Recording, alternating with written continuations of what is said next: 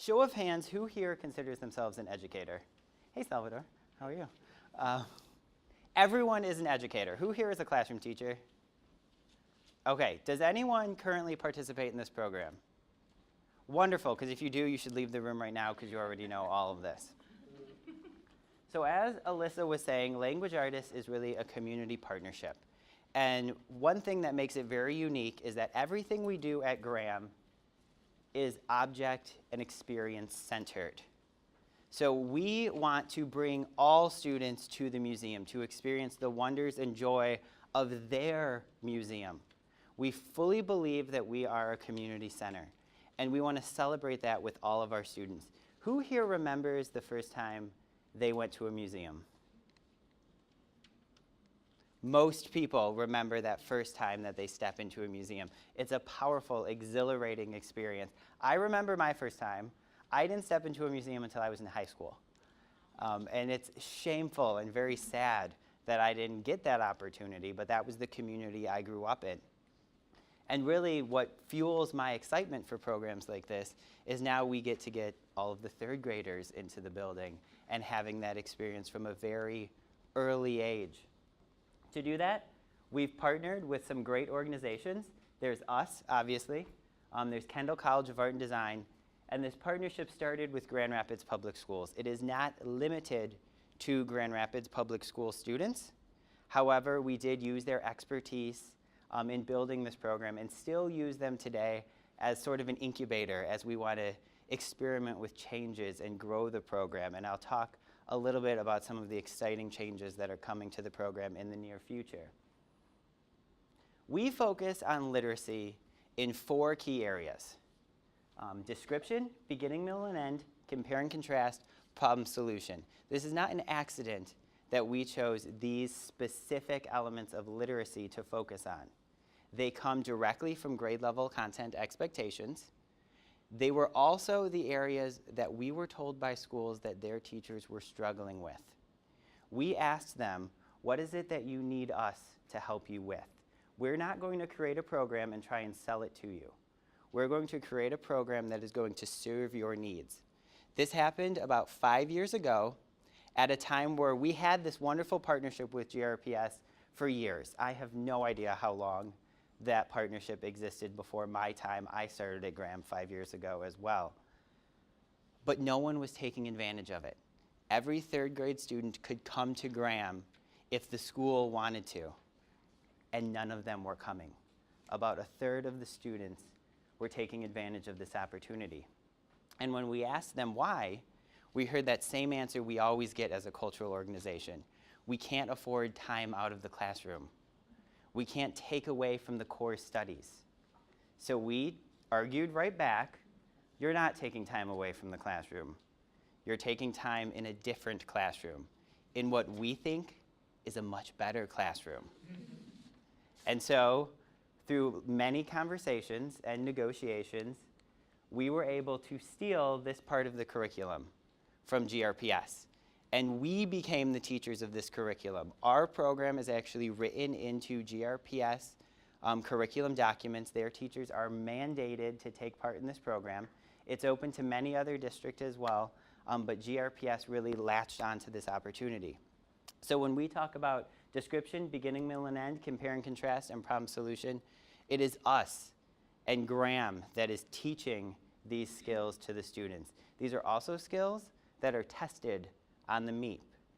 And we are seeing impact, and I'll talk a little bit about that in a minute, on test scores.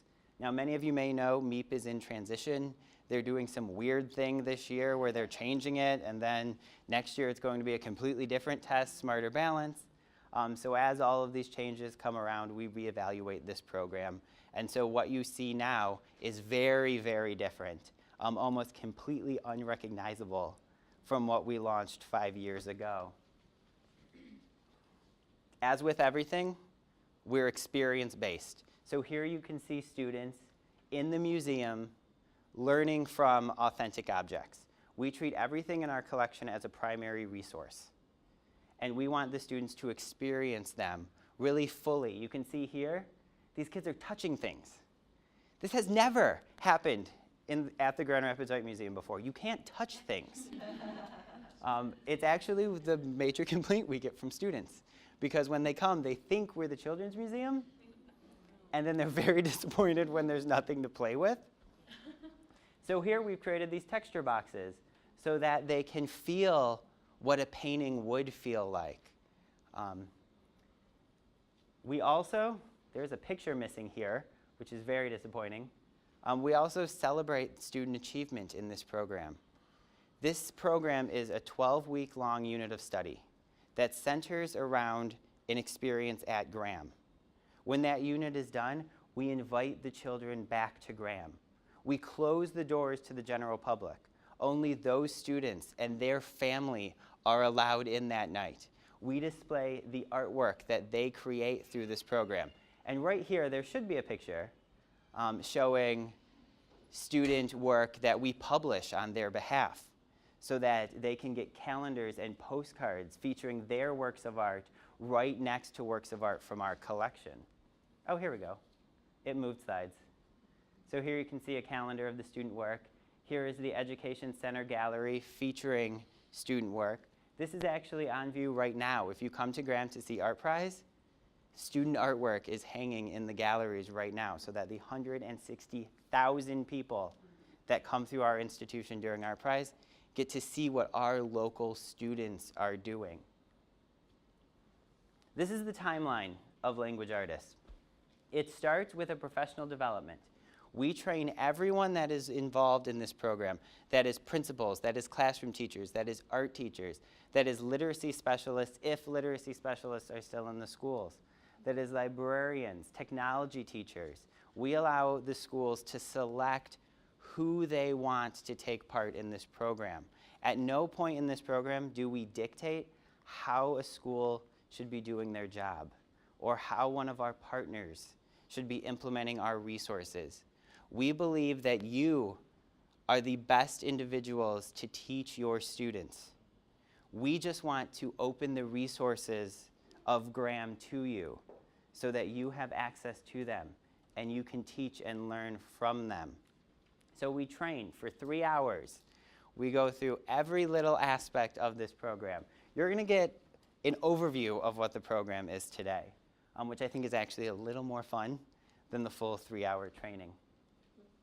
We have 2 weeks of pre-visit activities that are done in the classroom. They consist of different classroom activities where the students look at works of art, learn how to discuss works of art. Who here is a little hesitant to talk about art? Don't be shy. Why? Why are you hesitant to talk about art? You know nothing about art. That's wrong. You know lots about art, I promise. But that's the number one reason we hear. I know nothing about art. We think we need to be trained in order to talk about art. I am a certified art teacher. I have an interesting degree in that I went to Kendall. So instead of a degree in education, I actually have a bachelor's of fine arts. So I spent 4 years learning about art and then also received my certification on top of that. When I started at Graham 5 years ago, I was terrified to talk about art. It's a scary notion, but it doesn't have to be. We're all artists, we're all educators, and we can be comfortable talking about works of art. These activities are designed to get the students comfortable talking about works of art. It exposes them to the works of art in our collection, in their collection, and it empowers them to discuss them. And one of the best parts of this program is the transition we see from the pre-visit to the museum tour phase. These students are passionate about the works of art that they're about to see. They lead the tour at the museum. Our docents have very little to talk about because the kids want to talk. They want to share what they've learned about this art. They bring their parents back to the museum so they can share their experience with these works of art. We also purchase How Artists See Animals, this absolutely wonderful book that we put in every participating classroom so that the students and teachers can use it. And in some cases, we purchase a copy of the book for every single student so that they can take it back to their home and read with their siblings and parents or guardians, grandparents, and share that experience as well. There's the museum tour. It is an hour-and-a-half long experience, which for third grade is very, very long. But it's designed to be very dynamic and fast-paced and hands-on and participatory. And I'm going to actually walk you through some of the activities that the students do while they're with us at the museum. Afterwards, there is an 8 to 10 week unit of study in the classroom. It's designed to be done between the art teacher and the general education classroom teacher as well. So we're forcing collaboration amongst teachers as well. It starts with a visual arts lesson, and that visual arts lesson becomes the prompt for the writing lesson. And that is really the power of this unit. How many of you have had children write stories? How many of you have had children illustrate stories? How often is it that the illustrations come second? Do you? Show of hands, who does illustrations second? Sometimes. Who does illustrations first? We have some. Those of you who are doing it first are doing it correctly. It's so much more powerful when the children draw first, when they illustrate their story. We can always go back and change that illustration, but that illustration gives them information that they can use in their writing. They can dissect that illustration, and their writing becomes so much richer. Their description becomes more advanced. And that's really the impetus for the Language Artist program. This program is research-based. Research-based. When we started, we wanted to really find the best information out there, and we wanted to create something that was going to continue on. And we didn't want to just do what we thought was best. We wanted to work with experts, and so we started researching. And the first place we went was to Kendall. And we talked about, what do children need in order to learn? What items do they need in their lives in order to build dendrites in their brain and increase overall intelligence? This isn't about just literacy at this point. We come to that later. But at this point, this is overall intelligence. And working with Dr. Cindy Todd, who spent her dissertation really working with the brain experts in the field to dissect and pare that information down, we came to this conclusion, that there are actually 6 items that all of us need in order to become more intelligent. The first one is exercise. Physical exercise will increase intelligence. I have been fighting physical exercise my entire life, but sadly I'd probably be much smarter if I finally just gave in. We need feedback. So timely feedback on what students are doing. What can we learn from what we're doing and take it to the next step? DNA. Our DNA does affect how intelligent we are going to be. This is something that us as educators cannot directly affect. Every child is born with a certain set of genetics. And that's sort of their starting point. That doesn't mean we have to stop there. We can build that child up. They need love. Love actually builds brain cells. They need nutrition. We all know this. A well-fed, healthy child tends to focus better in class, tends to do better in their studies. And here's this last part that is really thrilling to me. Art. Art is the one subject area that actually increases overall intelligence. In math, you learn math. So your math skills increase. In science, same thing. You learn science, and science increases. In art, your brain increases. And that translates into all subject areas. We know that drawing is a precursor to language. Look at human evolution and human history. Before we spoke to one another, we drew pictures on cave walls. Before our children learn to read and write, they learn to make a mark. And drawing is one way where we can really effectively gauge how well a student is going to do academically later in their life. Here we have two drawings done by two students.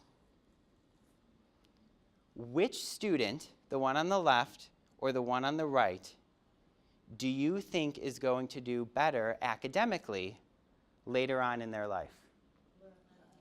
Left. Why left? There's more detail. The more details that are in a student's drawings, the more likely they are to go on to become academically successful. In Language Artists, we treat art and language arts as equals. Reading an image is no different than reading a text. When we read text, we have certain skills and certain constructs that help us understand that. We have grammar, we have spelling, we have these conventions. In art, we have elements and principles. We talk about art as color, texture, shape, detail, composition, sequence. Whoops, I went too far. I want us to talk about this work of art. Describe what you see to me. We see a scary monster. Why do we say it's a scary monster? His eyes are yellow, his teeth are sharp. So here we're dissecting this image, we're pulling out visual clues, and we're trying to understand it more. Let's talk about sequence a little bit. We're looking at a static image, so how could we talk about sequence? Let me pose a question to you. Has this child seen the monster?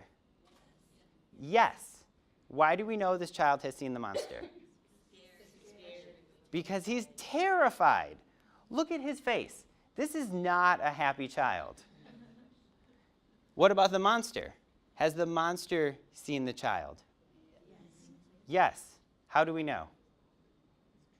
His mouth is watering. He's drooling.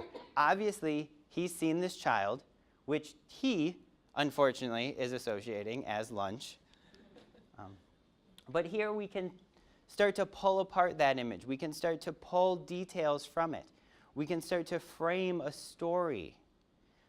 We could easily ask our students to write us a story about what's happening in this picture. And instantly, we start to bring literacy into visual arts. No longer does visual literacy need to be separate from traditional literacy. Here we see examples of student work created as part of the Language Artist program. I told you that it's so much more powerful for a student to create art first and then write, because they're able to pull details from that work of art. It can be a fluid process. We can move back and forth between writing and drawing, or writing and painting, or writing and creating. Yes? I just have to give a shout out. That's my daughter, is the fire on the Seriously? This one? The Chamingo. Oh, with its magical feather. I remember the story. So here we have examples of sort of the artwork that's created. This program really started by us stealing the idea from someone else. In the art world, we often use the phrase steal like an artist. Nothing is new. No ideas are fresh. And it's much smarter if we just start with the work has already been done by someone else and make it our own. So in this case, we used the work of Beth Olchansky and her work Picturing Writing. And because we started with a program that was already established elsewhere, there was already research studies done on this program. So I want to share with you a short video of her talking about her program.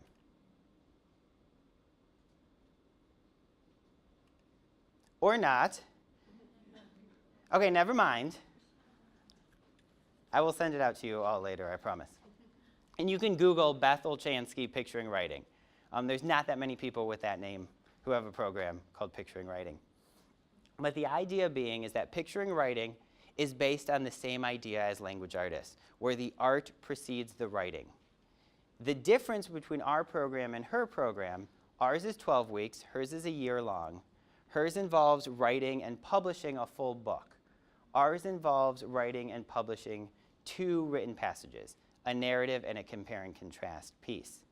But what's really great is that her program has been studied for years. And we have seen really great growth in student development. For instance, it creates a protective barrier for non-readers. This is something that really resonated very closely with me. I'm about to admit something to a group of people who are very interested in literacy that is probably going to get me in trouble. I hate reading. I hate reading with a passion. And that is because I struggled with learning how to read as a child. And those terrible feelings have never gone away. I am the slowest reader. It is embarrassingly slow. Whenever an article is given to me at work and I have to read it, I designate a significant amount of my time to make sure that that is read before anyone will ask me questions about it. I'm routinely given books as gifts to thank me for speaking. And every single time, there's this wash of anxiety that comes over me. Oh crap, I have to read this because they're gonna ask me about this. And it's gonna take me a month to finish this, so I have to make sure I don't see this person for another month. But it's getting better. And surprisingly, those feelings are getting better the longer I'm working with this program. And so I really do believe there is something there. It has personally affected me. Am I still a very passionate reader? No. Occasionally I'll get sucked into a story. The Hunger Games ruled my life for like 3 weeks. There was so much anxiety, I actually called into work one day. Don't share this video with them. Because I just couldn't go on. I had to see what happened next. And as I said, it takes me a long time to read, so I needed to make time. Her program also doubled oral fluency skills on the DIBELS exam. It's significant improvement in expressive reading skills, not excessive reading skills. Increased text comprehension. It increased engagement. This one cannot be argued with. Students are excited about these programs. They're excited about seeing the works of art, about learning about them, and then writing about them. They take ownership of that experience. We hear from teachers all the time that they can't get their kids to stop working on this and go back to the other subject areas, which, as far as I'm concerned, is a great problem for us, terrible problem for them, but their problem, not mine. And it helps develop character analysis and descriptive adjectives within the student writing. So that's a little bit about the research that we've done. We're also undertaking this year a very extensive year-long research program with GRPS on our program specifically. So we're going to be pulling student data to see if our students here in Grand Rapids are experiencing the same gains that the students who participated in picturing writing were. Now, we've been collecting data over the past few years, not as extensively as we are about to, but we've primarily been looking at MEP scores. And since the implementation of this program, GRPS has experienced an overall 2% increase in the number of students who are proficient in writing as measured by the MEP test in 4th grade. So there's lots of caveats with that particular statement.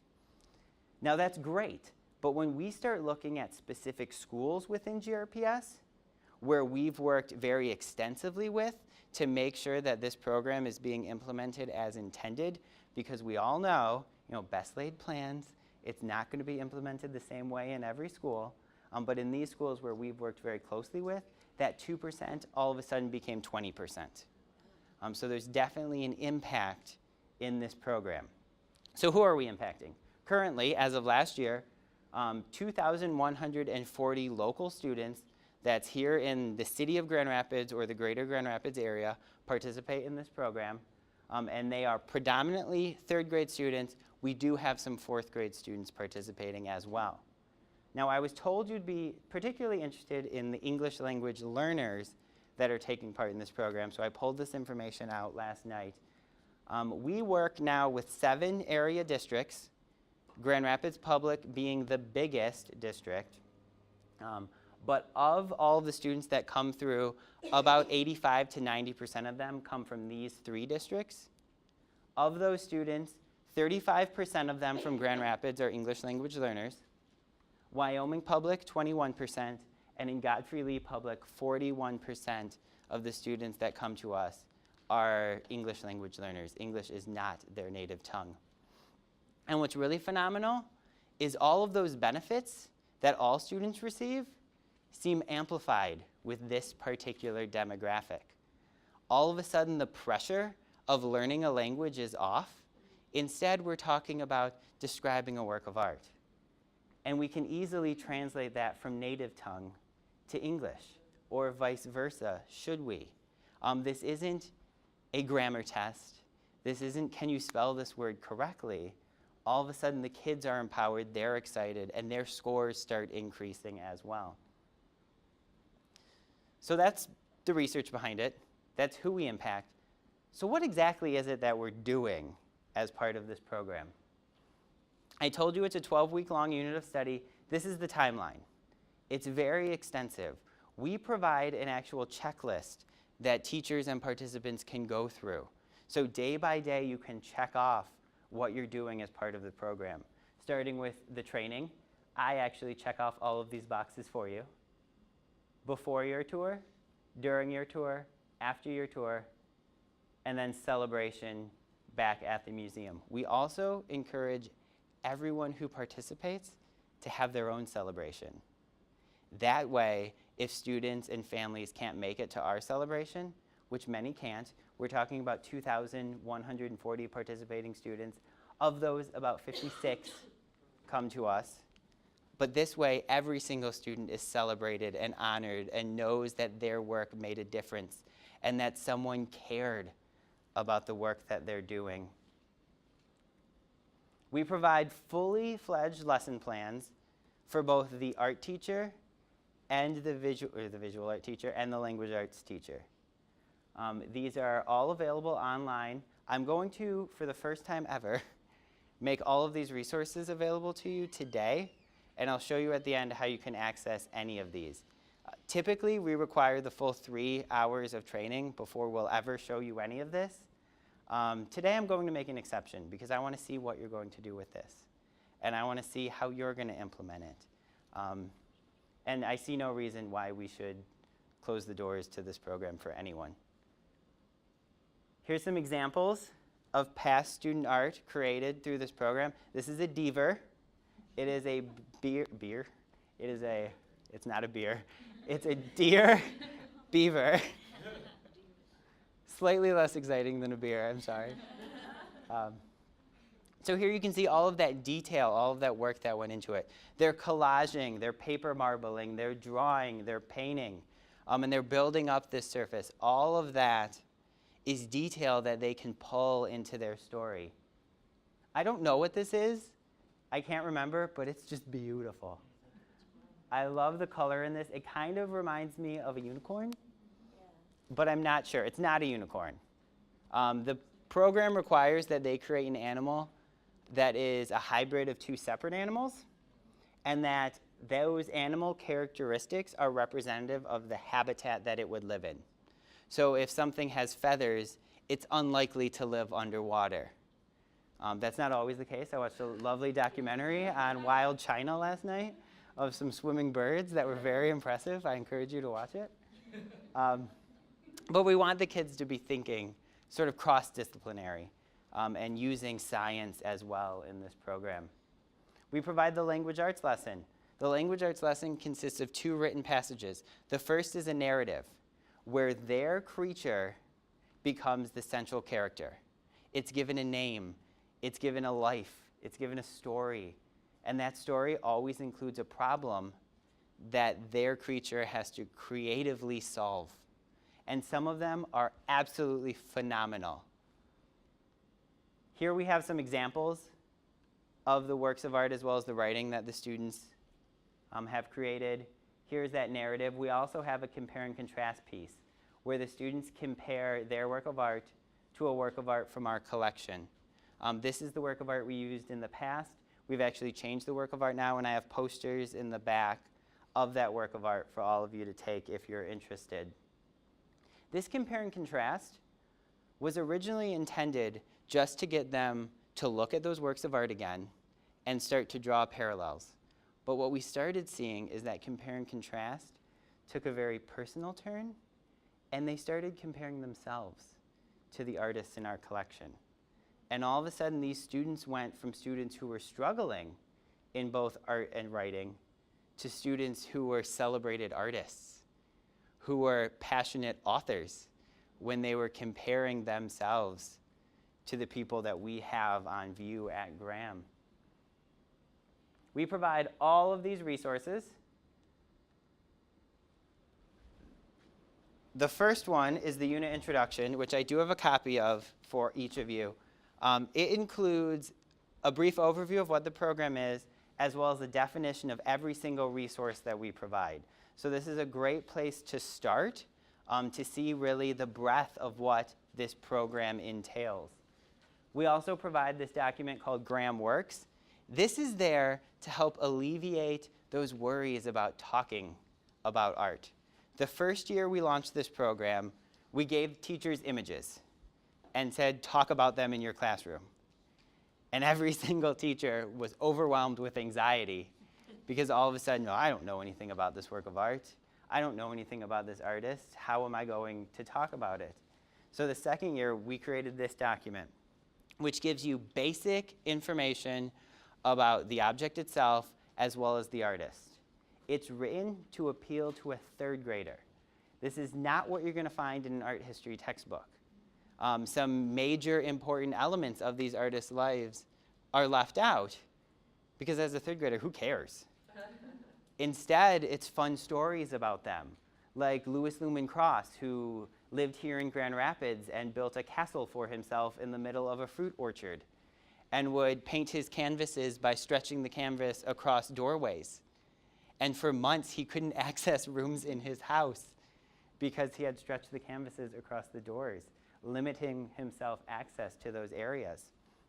It's also all been third grader approved. Coincidentally, my sister was in third grade when we wrote this program, so every single document was ran by her to make sure that it made sense to her and made sure that she would be interested in it. She is now in 7th grade and still asks me how this program is doing. Is there anything else I can do for you? Do you need me to read anything? She wants to make sure that this program is successful. Yes? Yeah, I missed this, but why third grade? Why third grade? A few different reasons, not the least of which was we already had a partnership at third grade. So it was easy for us to say, let's expand this because we already have an audience that's there. But third grade is really a great age to talk about visual art because they haven't reached that point where they're jaded and they're overly self-conscious about the work that they're doing. So they're willing to take risks. So if we can get them passionate about it at that age, it's likely to carry on through the rest of their life. Thank you. Of course. We also provide scavenger hunts as well. I want you to read this passage. I want you to pretend you're a third grader and read what is on the screen. They probably can read it. Can you not read it? Do you want me to read it to you? Oh, great. Okay. I really regret offering that right now. Scavenger hunt number 1. As a young boy, this artist liked to build things. So he went to school to become an engineer. Later, he decided that he would rather be an artist like the rest of his family. His grandfather and father were both sculptors, and his mother was a painter. He began to draw and paint. When he went to the circus or the zoo, he would take along his sketchbook and pencil so that he would sit and draw the animals. At home, he liked to build wood and wire animals that had moving parts. He even created his own circus. Please look at the pictures of the works of art. You'll see them in a second. The animal you are trying to find does not look like it normally would. It is painted in a bright color, one of the artist's favorites. He may have spent a lot of time making some of the pieces of the sculpture balance with other pieces. Which work of art do you think that this is? So here we have students reading, dissecting text and pulling out clues, and then relating it to visual images. So which work of art do you think we were referencing in that passage? Alexander Calder's Blunt-Tailed Dog. Why that work of art? What specific clues did we read that relate only to this work of art? Yes? The balance. So here we have a mobile component. Obviously, balance is going to be very important in that. What else? Different color, that bright Calder red, characteristic of his work, characteristic of the Calder Le Grand Vitesse that we have downtown. A point of pride among students here in Grand Rapids, even if they've never seen it, which many of them have never seen it.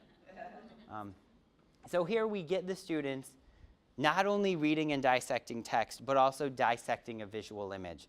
This is how the unit is intended to be introduced for the students. So this would be their very first experience before moving on through the unit. It's a standards-based unit.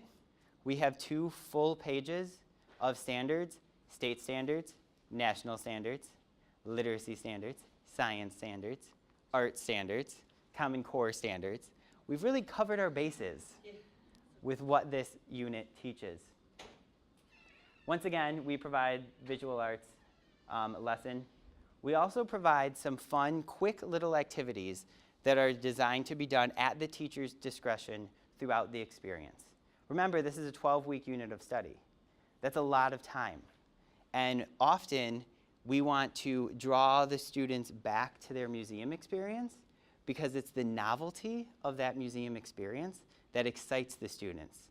So the more times we can refer back to it, the more likely that learning is going to sink in. And that's really one of the underlying themes of this unit as well, is that most of us remember the first time in a museum. Well, if that first time was educational, we often remember that education as well. My first time, not educational. These kids' first time, so very educational, it hurts sometimes. So here we have object from our collection, an object that the students saw on their visit, compared to a photograph of that same animal in real life.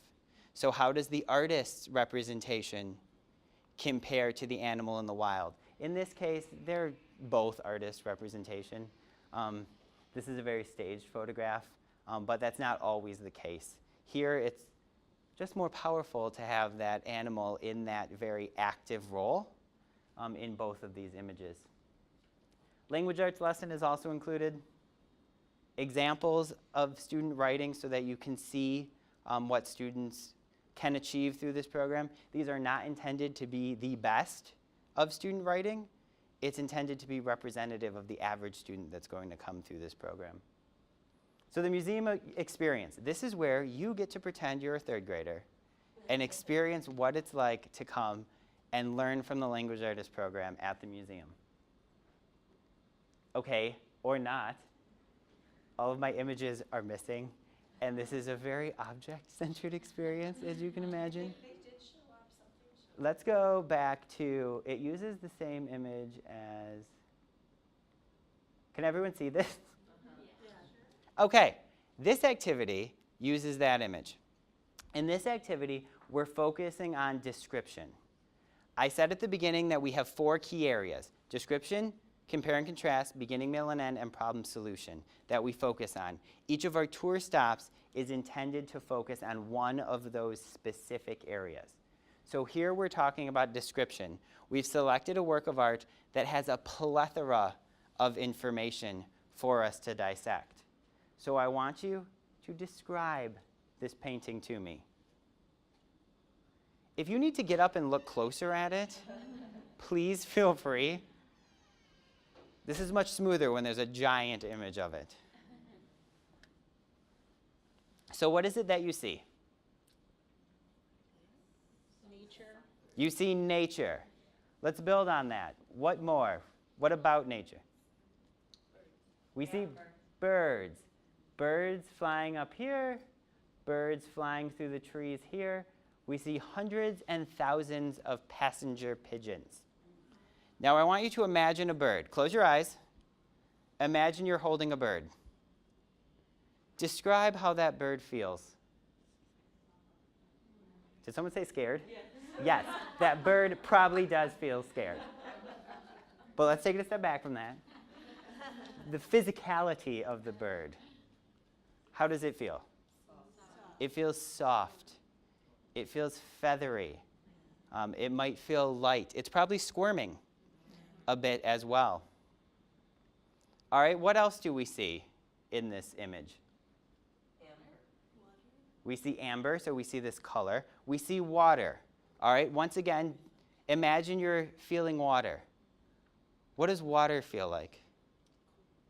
It could be cold, it's wet, it's runny, it's hard to hold on to.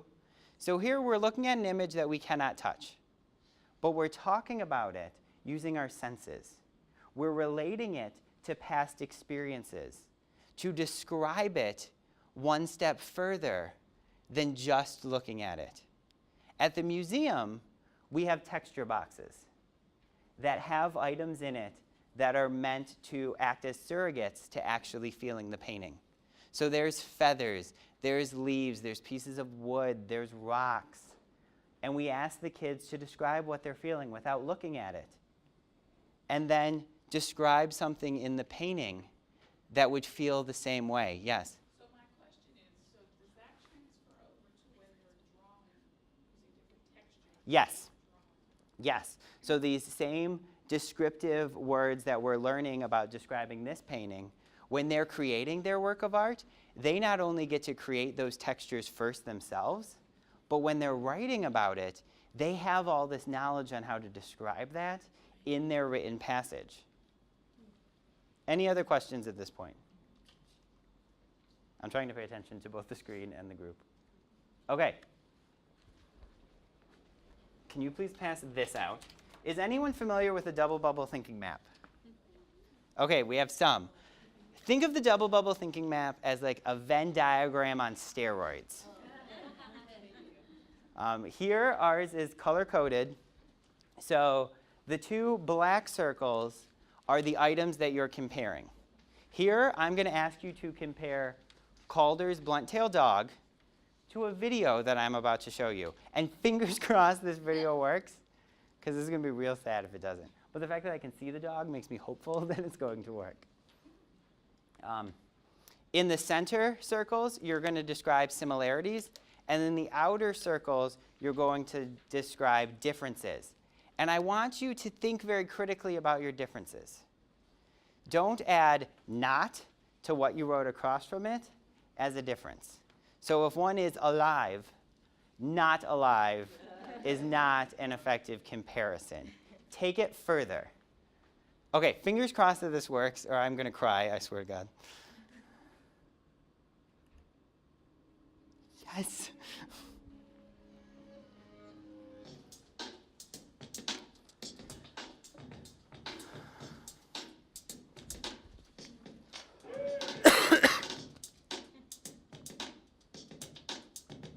Is he still taping me?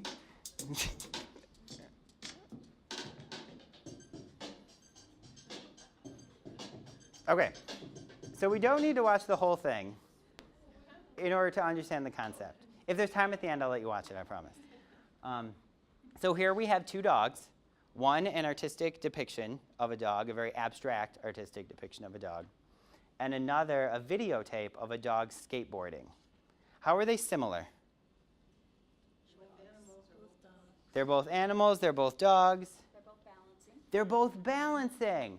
That's why we picked the skateboarding dog, because it brings that element of balance into it. Also, there is a skateboarding dog in downtown Grand Rapids that often skateboards around Rosa Parks Circle, which happens to conveniently be out our front door. This is not that dog. This dog is from California. But it's a nice tie to maybe a prior experience of the students.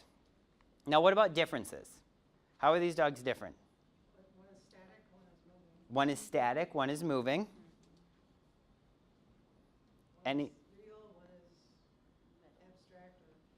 One is real, one is very abstract. Any other differences or similarities? They're both whimsical. What a wonderful word.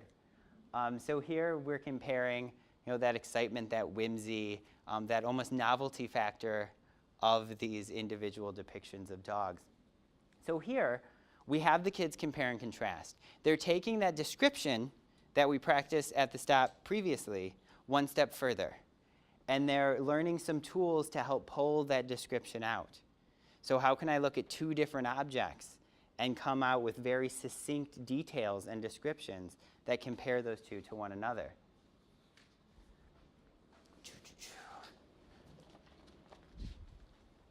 Thank you. At Graham, we believe that every work of art tells a story. I want you to, instead of looking at a picture as just what it is, imagine that it's a freeze frame of a movie. Something took place before this scene we see here. This story has a beginning. What we're looking at is the middle. This story also has an ending. On the sheet in front of you, I want you to first start with the middle. You'll see that there's a sentence there that describes this work of art. I want you to fill in the blanks of that sentence. Now, if we're doing this with third graders, we walk them through each of these words and we poll the audience. We're running out of time, so I'm rushing this at this point. There we go, sorry. Once you have your middle sentence, tell me what happened before, and then tell me what happens after. Kids get very creative with these. I'm going to hand you the next page just in case. Should have worn flats. Always.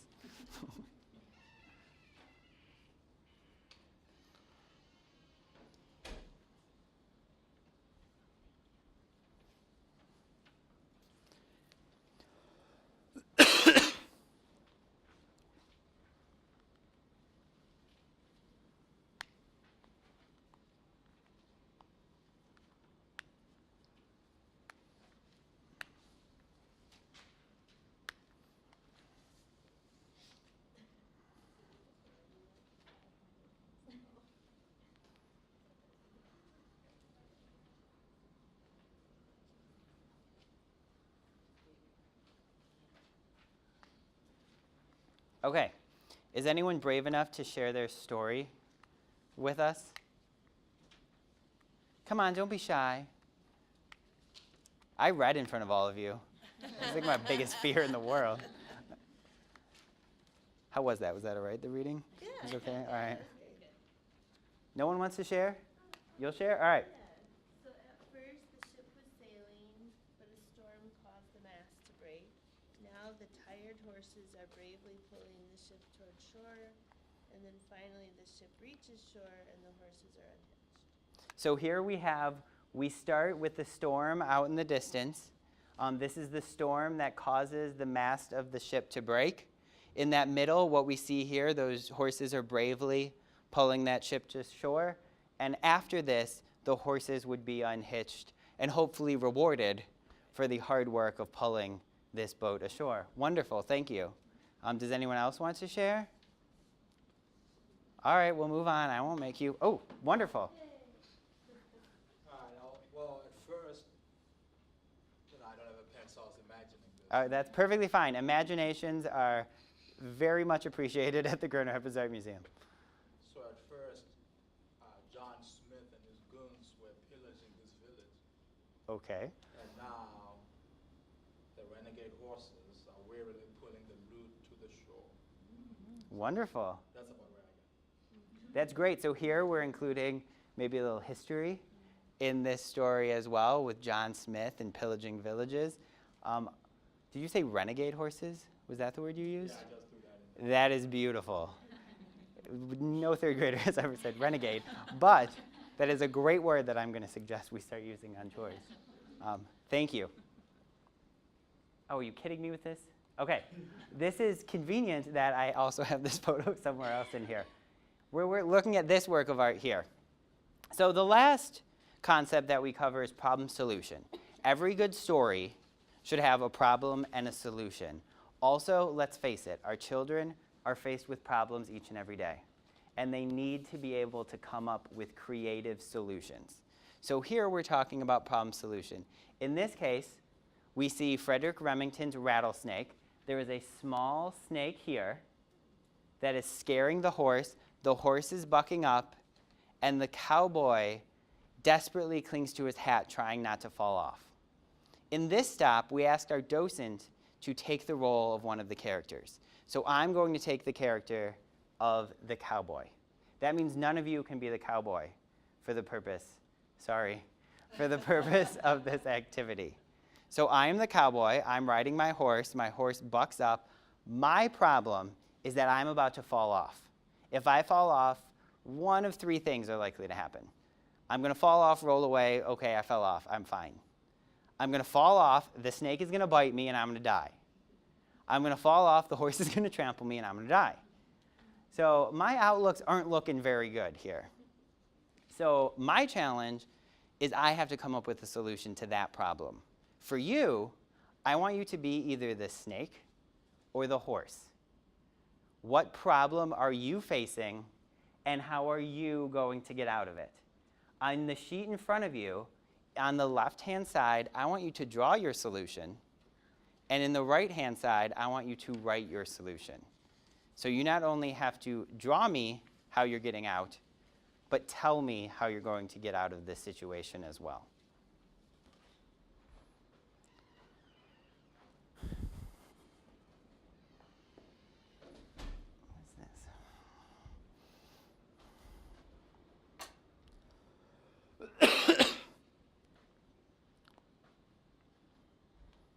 This one is where kids get very creative.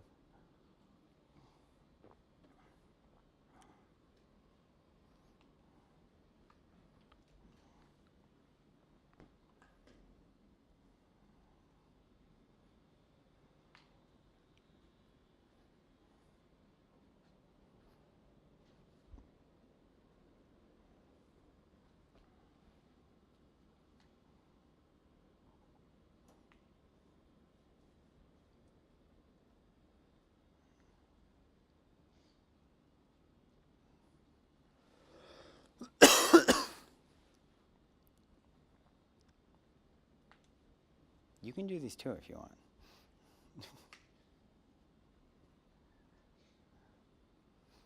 All right, does anyone want to share their potential solutions? No one? The kids are much more forthcoming with their solutions. Yes, in the back. So my potential solution as the horse is jumping on your shoulders when you get us out. Okay, so you're the horse then, Yep. and you're going to jump on my shoulders as the cowboy, and I'm supposed to carry you out of it. Creative, yes. Unrealistic, probably, but that's perfectly fine at this point. Any other solution? Yes? As the horse, I'm going to crush the snake to get myself and the rider out. Okay, so you're just going in, guns blazing. I'm going to stomp this thing, and I'm getting out of here. Okay, a little aggressive, but that's fine. It's fine. Any other ideas?